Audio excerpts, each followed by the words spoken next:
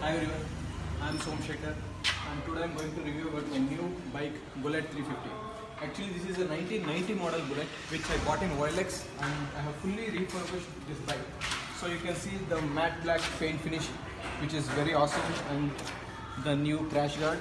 Okay, actually this is made like a gun and it moves like a bullet. So you can see this engine.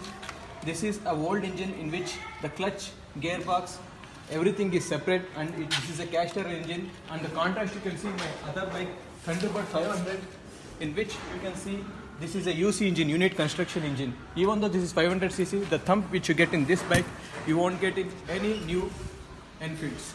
So coming to this thing, come here. I will show you. This is the amp meter.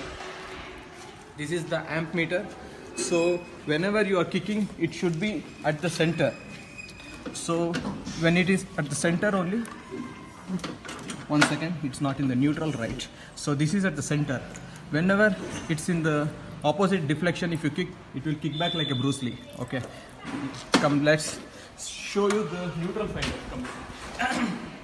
So this is the neutral finder, where when the bike is going in any direction, any gears, if you press this, it will come to the neutral.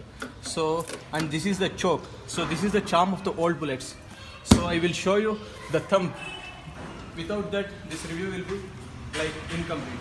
So first thing is, we should on the ignition, on the fuel tap, and then there it goes, guys. Let me show you.